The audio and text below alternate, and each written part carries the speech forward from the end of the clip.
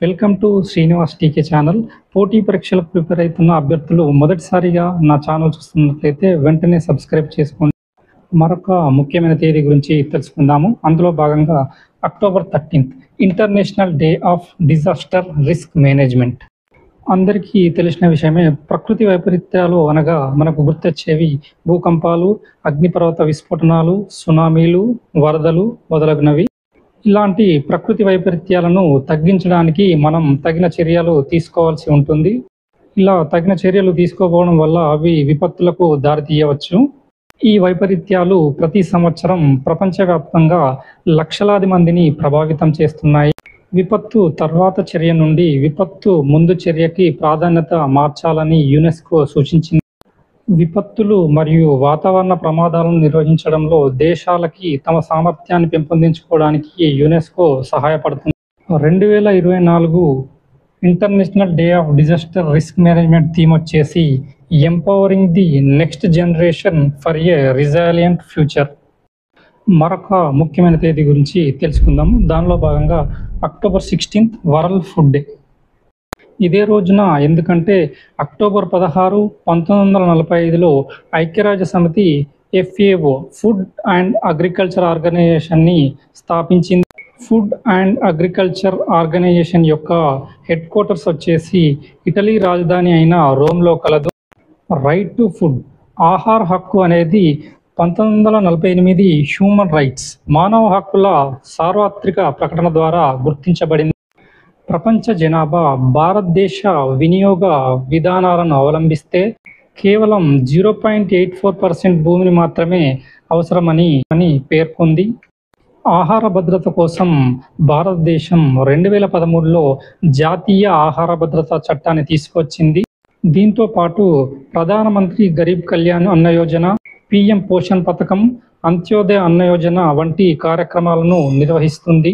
2024 world food day theme వచ్చేసి right food for a better life and a better future. దీనిలో భాగంగా world food prize గురించి తెలుసుకుందాము. వరల్డ్ ఫుడ్ ప్రైజ్ని 1986లో డాక్టర్ నార్మన్ బోర్లాగ్ గారు స్థాపించారు. ఇతన్ని హరిత విప్లవ పితామహుడు అని కూడా పిలుస్తారు.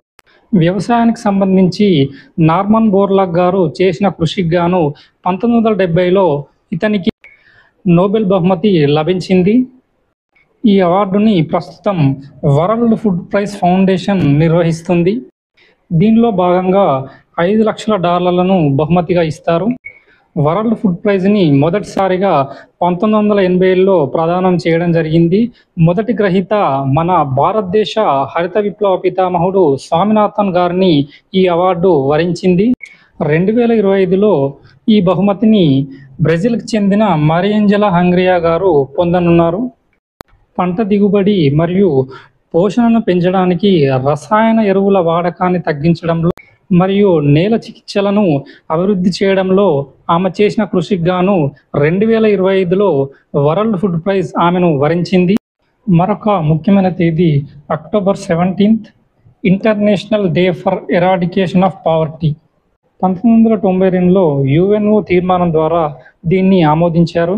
2024 థీమ్ వచ్చేసి ending social and institutional maltreatment, acting together for just, peaceful and inclusive societies. మరొక ముఖ్యమైన తేదీ October 24 world development information day. ఐక్యరాజ్య సమితి జనరల్ అసెంబ్లీ 1972 అక్టోబర్ 24న వరల్డ్ డెవలప్మెంట్ ఇన్ఫర్మేషన్ డేని సెలబ్రేట్ చేయాలని నిర్ణయించింది. అభివృద్ధి సమస్యలు మరియు వాటిని పరిష్కరించడానికి అంతర్జాతీయ సహకారాన్ని బలోపేతం చేయడానికి అవసరమైన వాటిపై ప్రజల దృష్టిని ఆకర్షించడం ఈ దినోత్సవాన్ని స్థాపించడం యొక్క లక్ష్యం. ఈ దినోత్సవ లక్ష్యం ముఖ్యంగా యువతలో సమాచార వ్యాప్తిని మెరుగుపరచడం మరియు ప్రజా అభిప్రాయాన్ని సమీకరించడం. 2024 వరల్డ్ ఇన్ఫర్మేషన్ డే థీమ్ వచ్చేసి leveraging information technologies to address global inequalities and promote sustainable development. మరొక ముఖ్యమైన తేదీ October 31 national unity day, Rashtriya Ekta Divas. Sardar Vallabhbhai Patel garu 1875 October 31న జన్మించారు. ఆయన జయంతిని పురస్కరించుకొని ప్రతి సంవత్సరం నేషనల్ యూనిటీ డే, రాష్ట్రీయ ఏకతా దివాస్ని సెలబ్రేట్ చేసుకుంటాము. భారతదేశపు ఉక్కు మనిషి, దేశం కోసం ఆయన చేసిన అసాధారణ కృషిని గుర్తు చేసుకోవడం ద్వారా ఆయనకు నివాళులర్పించే లక్ష్యంతో 2014లో తొలిసారిగా దీన్ని జరుపుకున్నారు. 2018లో సర్దార్ వల్లభాయ్ పటేల్ గారి గౌరవార్థం భారత ప్రభుత్వం గుజరాత్లో స్టాచ్యూ ఆఫ్ యూనిటీని ఆవిష్కరించింది. ఇది ప్రపంచంలోనే ఎత్తైన విగ్రహం. సర్దార్ వల్లభాయ్ పటేల్ గారు భారతదేశపు మొదటి హోంమంత్రి మరియు మొదటి ఉప ప్రధానిగా పనిచేశారు. అనేక భారతీయ సంస్థానాలను ఏకీకృతం చేసి భారత సమాఖ్యను ఏర్పాటు చేయడంలో ఆయన ముఖ్యమైన పాత్రను పోషించారు. అందుకే సర్దార్ వల్లభాయ్ పటేల్ గారిని ఇండియన్ బిస్మార్క్గా అభివర్ణిస్తారు.